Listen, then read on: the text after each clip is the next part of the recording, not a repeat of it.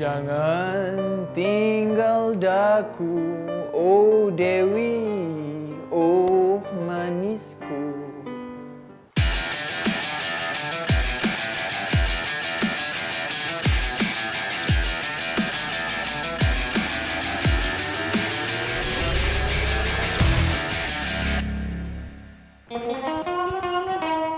Bunyi gitar, irama twist. Assalamualaikum dan selamat sejahtera kepada semua penonton sinema. #ini sinemaku. Seperti mana yang Nadi janjikan, Nadi akan bawa anda semua jelajah ke Pustaka Peringatan P. Ramlee. Let's go.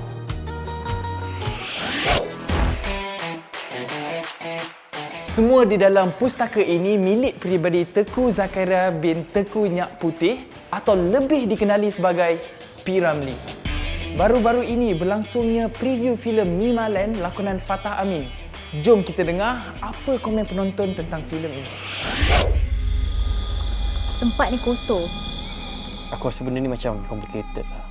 Dari sebuah taman keriangan keluarga bertukar menjadi sebuah kawasan terbiar, lalu timbullah pelbagai kisah menyeramkan. Itulah antara paparan filem Mimaland arahan Nevin Hyong. Filem ini dijayakan barisan pelakon antaranya Fatah Amin, Sophie Koshka, Camelia Natasha, Zalif Siddiq, Ashda Wong dan Hazi Alzik. Filem seram pertama saya sebenarnya adalah fiksyen yang direka berdasarkan daripada tempat tersebut. Kekuatan dia dari segi nama.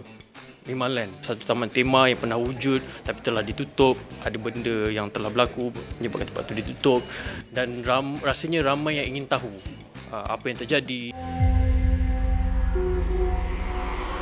Dan cerita dia lain, dia tak klise macam cerita horror lain sebab dia pun horror misteri. Dia bukan horror yang macam horror gory ke horror mengejut. So I think it's a breath of fresh air untuk genre horror Malaysia. Kelainan daripada segi editing dia membuatkan orang mungkin tak boring dalam cerita ni. Surprise juga sebab pelakon-pelakon baru yang tak pernah berlakon dalam filem tapi dia struggle untuk jadi yang the best untuk cerita ni. Apa komen pengarahnya sendiri? Filem ni bukan saja yang ada elemen seram tapi jalan cerita, editing dan sound effect semua benda lah gabung sekali. Dan selepas penonton tengok movie ni, dia akan dapat sesuatu rasanya. Apa pula komen penonton? Bukan macam cerita hantu nampak hantu, lari, tak ada.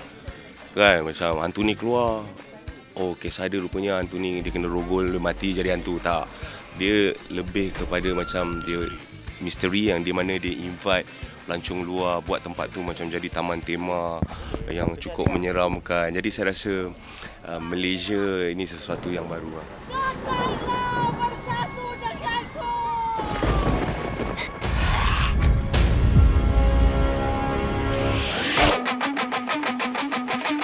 Seram filem Mimaland ni dan kini sedang ditayangkan di Pawagam dan akan ditayangkan di Pawagam filem Avakas. Roll it. Sebuah filem bergenre seram yang menggunakan nama Mimaland, sebuah taman tema yang pertama dan terkenal di Malaysia suatu ketika dahulu.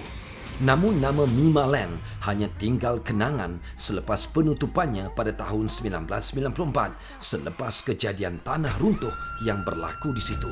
Pelbagai misteri diperkatakan sehingga terhasillah filem ini. Menampilkan Fatah Amin sebagai teraju utama. Jangan lupa saksikan filem yang pastinya menggemparkan ini. Untuk tadau baina. Nasusu nasangulun tanak. Tanak di gigi nawa tersogit. Biarpun orang kampung mempercayai kewujudan seorang pemburu kepala moden yang digelar penggait, seorang lelaki tua menidakkan perkara itu. Sebaliknya dia mendakwa pemburu itu sebenarnya adalah seorang pahlawan yang tidak memenggal kepala manusia secara suka-suka. Tanpa diketahui orang lain, lelaki tua itu sebenarnya adalah Avakas. Dia mempunyai koleksi tengkorak manusia di dalam biliknya serta parut di leher yang disebabkan oleh pertarungannya. Siapakah sebenarnya Avakas? Ingin tahu segalanya? Nantikan kemunculan filem ini tidak lama lagi.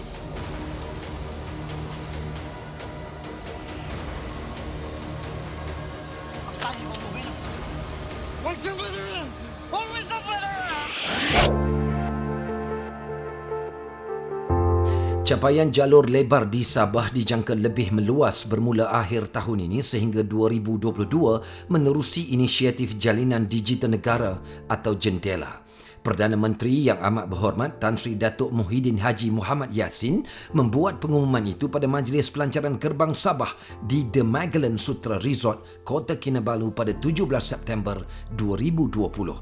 Turut hadir Menteri Komunikasi dan Multimedia Yang Berhormat Datuk Saifuddin Abdullah, Ketua Setiausaha Komunikasi dan Multimedia Yang Berbahagia Datuk Suryani Datuk Ahmad dan Ketua Pegawai Eksekutif Finas Yang Berusaha Dr. Ahmad Idham Ahmad Nazri. Finas pula telah menganjurkan bengkel How to Pitch di Auditorium JKKN Kota Kinabalu dihadiri ahli Perbadanan Finas yang berusaha Dr. Ros Paksi Tibok yang juga pengerusi Jawatankuasa Pembangunan Industri Sabah. Bengkel menampilkan Nick Jasmine Hiu sebagai tenaga pengajar. Pitching yang diadakan hari ini adalah sebenarnya salah satu daripada program Finas untuk menyokong dan memberi pendedahan kepada warga industri kreatif negeri Sabah, terutamanya yang muda-mudi. Apa itu pitching sebenarnya dan bagaimana untuk melakukan pitching yang berkesan. Sementara itu di Selangor telah berlangsung majlis pelancaran Sign Drive The Drive-In Cinema di dataran outdoor Kapak Wan Utama yang dihadiri Timbalan Menteri Komunikasi dan Multimedia Yang Berhormat Datuk Zahidi Zainul Abidin. Pada 18 September 2020, Menteri Komunikasi dan Multimedia Yang Berhormat Datuk Saifuddin Abdullah telah mengadakan lawatan ke Pusat Operasi Bersepadu KKMM di Pejabat Finas Cawangan Sabah. Yang mana kita merasakan bahawa kita ingin menyalurkan sebanyak mungkin informasi-informasi kepada penggiat-penggiat industri kreatif di Sabah daripada golongan muda dan juga pemain-pemain yang sedia ada supaya mereka lebih maklum tentang apa yang dilaksanakan oleh Finas. Kembali dengan catatan dari Kota Kinabalu Sabah, satu sesi pitching dana kandungan digital telah diadakan di Hotel Le Meridian. Apa pendapat penggiat industri mengenai sesi ini? Adalah dalam 2 tahun macam itulah persiapan untuk pitching hari ini lah. Semoga semua yang datang hari ini, produser-produser di negeri Sabah ni yang betul-betul mempunyai semangat kan dan mempunyai keinginan yang tinggi agar diberikan peluang dan dapat duduk sama rendah dan berdiri sama tinggi dengan produser-produser ataupun pengkarya-pengkarya hebat di Semenanjung. Manakala di The Pacific Sutra Hotel berlangsung sesi open talk penggiat industri kreatif Sabah yang dihadiri Menteri Komunikasi dan Multimedia Yang Berhormat Datuk Saifuddin Abdullah dan pengurusi Finas Yang Berusaha Tuan Zakaria Abdul Hamid. Must be involved from the planning stage. Dia tak boleh dekat luar saja. And local talents, we must put a lot of emphasis on local talent. Kita telah mengusahakan naik taraf pejabat cawangan Finas di Sabah dengan penubuhan satu pasukan produksi di kompleks KKM Sabah. Selebriti popular Naim Daniel dan Sweet Kismina adalah antara kira-kira 20 peserta yang menghadiri bengkel masterclass character building di studio Ho Ah Lok Finas Hulu Kelang antara 18 hingga 19 September 2020 yang dikendalikan pelakon dan pelatih Fatimah Abu Bakar. Jom dengar apa pandangan mereka. Tidak rasa saya ada di sini untuk mengajar. Saya selalu rasa yang saya ada di sini untuk kongsi. Apa yang saya dah melalui, saya punya pengalaman, saya kongsi. Benda ni rupanya menarik selagi kita cuba kan. Naim pun tak pernah nak tahu rupanya macam ini rupanya perasaan untuk berada di dalam satu ruang untuk bersama dengan para pekerja seni yang lain. Seronoknya, dan bila lebih-lebih lagi diorang memilih seorang guru yang sangat sesuai, iaitu Cikgu Fatimah sendiri, dan Cikgu Fatimah pun bukan calang-calang orang, so ilmu yang diberi pun memang sangat mahal untuk dapatkan.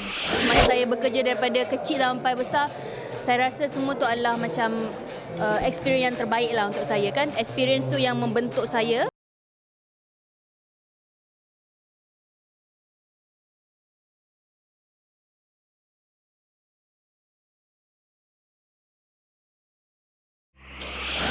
Getaran jiwa melanda hatiku.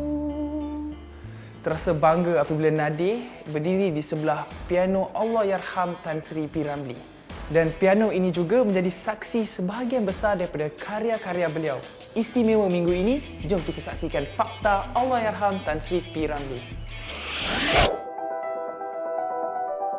Bila dengar saja lagu Engkau Laksana Bulan, Getaran Jiwa, Dendang Perantau, Jangan Tinggal Daku, pastinya akan mengingatkan kita kepada pemilik suara lunak merdu Allahyarham Tan Sri P. Ramlee. Filem-filem lakonan beliau tetap mendapat tempat di hati peminat sehingga sekarang. Filem pertama lakonan P. Ramlee iaitu Cinta, sebuah filem yang dikeluarkan pada tahun 1948. Gaya lakonan beliau yang amat berkesan adalah hasil inspirasi daripada dua pelakon yang terkenal dari India Selatan iaitu MGR dan Shivaji Ganesan. Filem terakhir lakonan beliau ialah Laksmana Do Re Mi pada tahun 1972, manakala lagu dan lirik terakhirnya ialah Air Mata di Kuala Lumpur, dinyanyikan oleh Puan Sri Saloma selepas kematiannya. Beliau telah menghembuskan nafas terakhirnya pada 29 Mei 1973 akibat serangan jantung. Tiada galang ganti seorang permata seni yang berbakat. Beliau juga menerima gelaran Seniman Agung Negara kerana jasanya yang amat besar dalam industri hiburan, terutamanya di rantau Asia Tenggara. Anak kelahiran Pulau Pinang ini telah mendapat beberapa pengiktirafan seperti Best Male Lead Role di Festival Filem Asia ke-4 Tokyo dan Most Versatile Tale di Festival Filem Asia ke-10 Tokyo. Beliau telah berjaya menghasilkan sebanyak 401 buah lagu dan 66 buah filem sepanjang hayatnya. Al-Fatihah.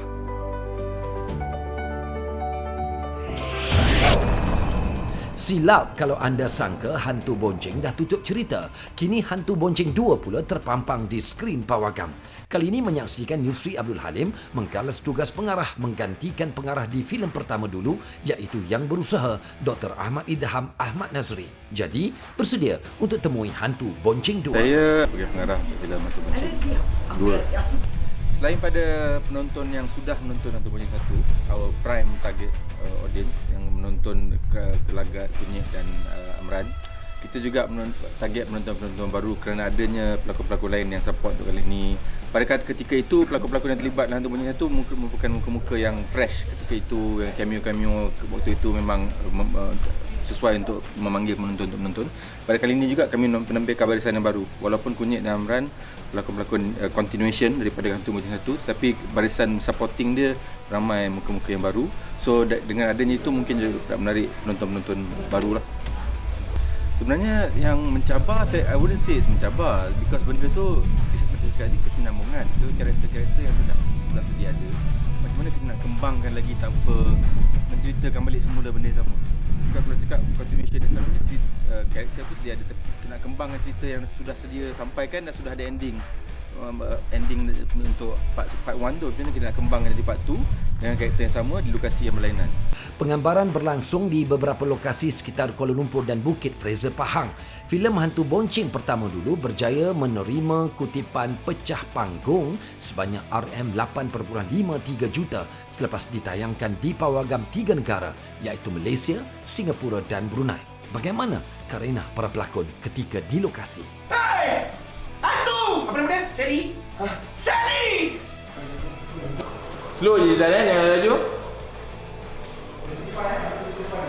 Dia tak ada rules cerita ni. Orang cakap dia semua pun terlibat, semua komedian. Kita tahu mereka punya skill adalah meng-adlib ataupun menambah baik skrip yang sedia ada. Memang sentiasanya saya sendiri kat belakang monitor pun tergelak-gelak seorang. Watak Amran ni dia seorang yang nakal kan. So Amran ni dia selalu dari cerita Hantu Bonceng ni selalu jumpa hantu. So Hantu Bonceng 1 niat nak pergi lumba terjumpa hantu. Yang ni niat nak konvoi terjumpa hantu. So itulah saya tak tahu istimewa ke siksan ke macam mana, tapi dia dipilih. Dia dipilih untuk menyelesaikan satu masalah. Tak sabar sebenarnya nak tengok filem Hantu Bonceng 2.0. lakonan hebat Zizan Razak, Atu Zero dan ramai lagi. Dan paling penting, pengarahnya Yusri KRU mesti pecah panggung. Dan hot seat pada minggu lepas kita ada Fazura. Pada minggu ini, siapa? Roll it. Liana Jasmine ialah seorang pelakon, penyanyi, penerbit, pengarah dan juga usahawan yang berjaya. Liana mula aktif dalam bidang lakonan sejak dari tahun 1997 lagi. Umur 9 tahun, saya pergi casting untuk drama Aznil. Lepas tu saya dapat. Lepas tu saya teruskan kenal-kenal dengan orang sampai jumpa Roshamno. Pernah berlakon Roshamno, and then Roshamno nak buat filem pertama di Castello. So diingat saya pun pergi casting dengan Uncle Bada. And then daripada situlah bermula karier filem saya. Liana Jasmine telah meraih pelbagai anugerah dalam bahagian televisyen dan filem, termasuk Festival Filem Malaysia, Anugerah Skrin dan pencalonan dalam Anugerah Bintang Popular bagi pelakon filem wanita popular. Semua dalam semasa saya bekerja daripada kecil sampai besar, saya rasa semua tu adalah macam experience yang terbaik lah untuk saya kan. Experience tu yang membentuk saya pada hari ini. Experience tu dapat mengenalkan saya dengan orang, menghargai orang, macam mana nak bekerja daripada budak kan, nak masa umur 16 tahun you macam budak-budak, tapi macam mana you nak bekerja, ada etika bekerja untuk jadi profesional. Saya rasa saya terlebih matang lah, macam dah 21 tahun tu macam dah umur 30 tahun lah, macam tu kan. So saya rasa that experience tu macam goal lah. Ni set angkasa lepas, mana ada pokok. Apa agaknya perasaan Liana Jasmine apabila sudah duduk di kerusi pengarah sekarang ini? Sebenarnya saya rasa macam it's a very great transition because saya memang sebenarnya dah lama nak bagi tahu orang benda dalam brain saya. Maksudnya macam saya nak ceritakan kat orang cerita saya kan. Selalu selama ni kalau kita berlakon, kita diarahkan, kita follow the story kan. Itu pun benda yang saya suka. Tapi kali ni saya dapat share my thoughts, perasaan saya rasa. So saya rasa benda tu macam amazing process. Tapi saya masih belajar lagi, saya masih baru lagi dalam directing dan saya masih lagi menimba ilmu dengan abang-abang, kakak-kakak yang saya dah pernah bekerja lah, and they are very open. Diorang masih lagi, kalau saya call tak ada masalah, minta tolong. So alhamdulillah lah. Ramai anak muda yang terinspirasi dengan kejayaan Liana Jasmine. Jadi apakah agaknya kata-kata Liana kepada mereka semua? Saya dalam industri ni ataupun apa-apa industri lah dalam dunia ni yang kita bekerja, yang pertama kerja keras, yang kedua dedikasi, yang ketiga passion, yang keempat kita punya disiplin. Maksudnya kalau kita ada benda ni, apa saja kerja kita, apa saja yang kita inginkan, insya-Allah kita akan dapat. Of course, insya-Allah by God's hands lah. But saya pegang pada tu. Saya pegang kepada dedikasi, passion, kerja keras dan juga disiplin. That's it. Eksklusif di sinema minggu hadapan. Interview bersama pengarah dan bintang Pala Naivu, filem Tamil Neo Nair pertama di Malaysia yang mengharumkan nama negara baru-baru ini. Selepas dianugerahi filem cerita thriller jenayah terbaik di Festival Filem Tamil Toronto 2020. Saya bermula dalam industri ni sebenarnya belakang tabir. So bila dalam belakang tabir tu saya tengok macam mana orang boleh ke depan. Saya beranikan diri untuk pergi casting.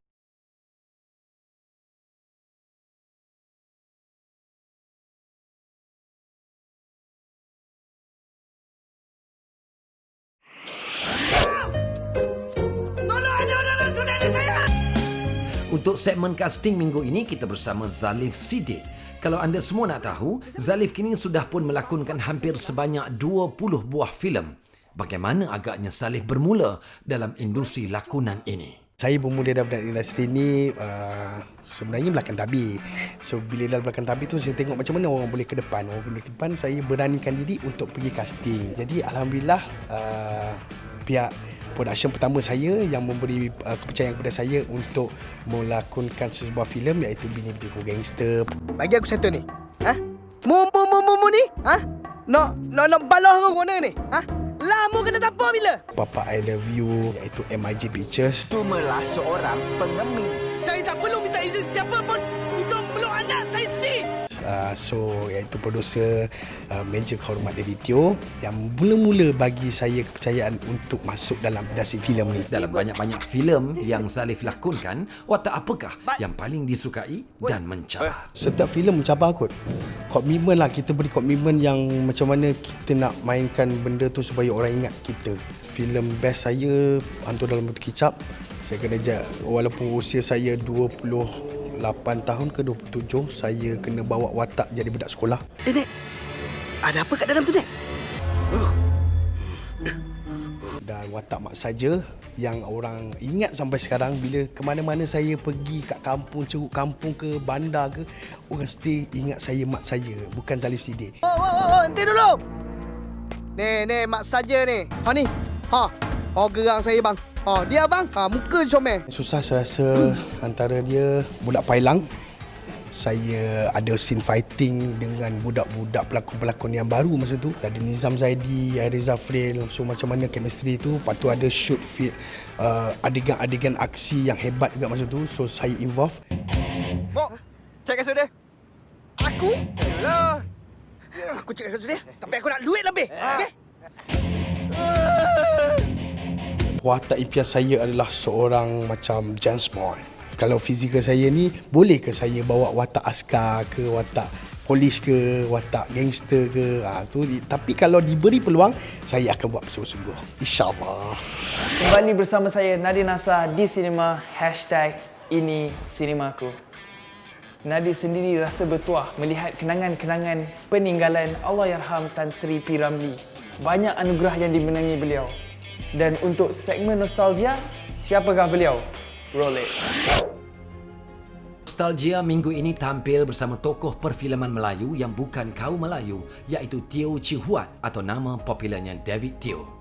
Lahir pada 1 hari bulan Ogos 1964 di Kampung Buluh Kasab, Segamat, Johor. Nama David Teo mula gah di persada berlandaskan kemampuannya menerbitkan sejumlah besar filem tempatan, mencecah lebih 119 buah filem dengan kutipan lebih 12 juta. Bersama isterinya, Jane Lim, beliau menerajui syarikat Metro Ralph dengan penghasilan filem pertamanya Syukur 21 per tahun 2015. Adakah usaha beliau terhenti di sini?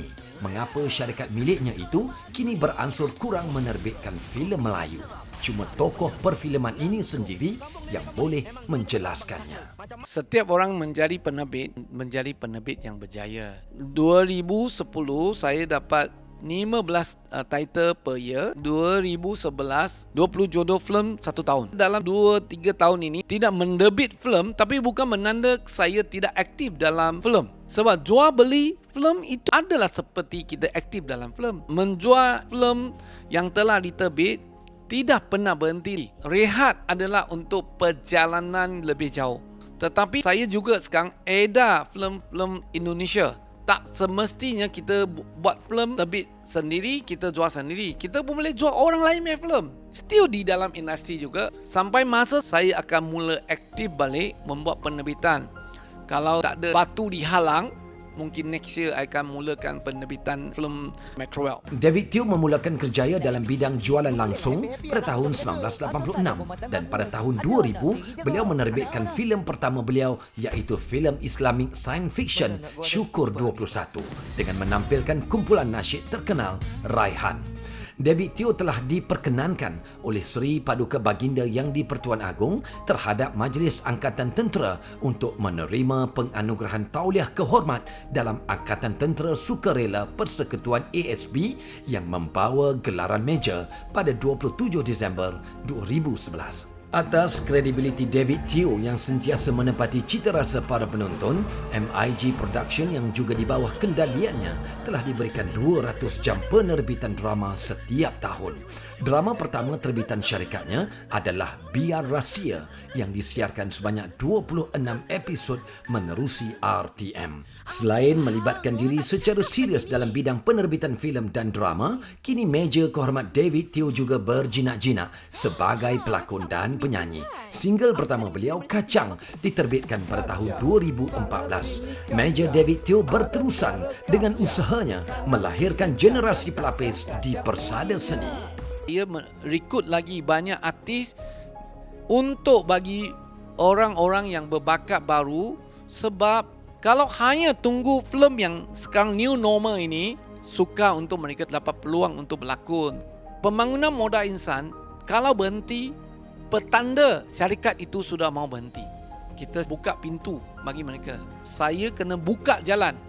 Satu daripada jalan, melainkan drama siri, kita buka YouTube drama, YouTube film, YouTube konten yang banyak. Boleh jadi host, boleh jadi reality. Bagi mereka peluang. Kalau tidak, tak ada peluang. So inilah saya teruskan perjuangan untuk pembangunan modal insan. Dulu tengok kat TV je. Sekarang ni Nadir berada di set replika filem Penarik Beca. Untuk pengetahuan anda, filem Penarik Beca adalah filem pertama arahan beliau yang diterbitkan oleh Studio Meli Film Production di Jalan Ampas, Singapura. Itu saja yang dapat Nadir kongsikan dengan anda pada minggu ini. Untuk info lanjut, sila layari www.finas.gov.my dan ikuti perkembangan Finas di Instagram dan juga Facebook. Kami akan tinggalkan anda dengan lagu Azizah daripada filem Penarik Beca. Dan seperti biasa, dengan saya, hos anda, Nadir Nasar di Cinema setiap Sabtu 9 malam di YouTube Finas Malaysia. #ini Cinemaku. Assalamualaikum.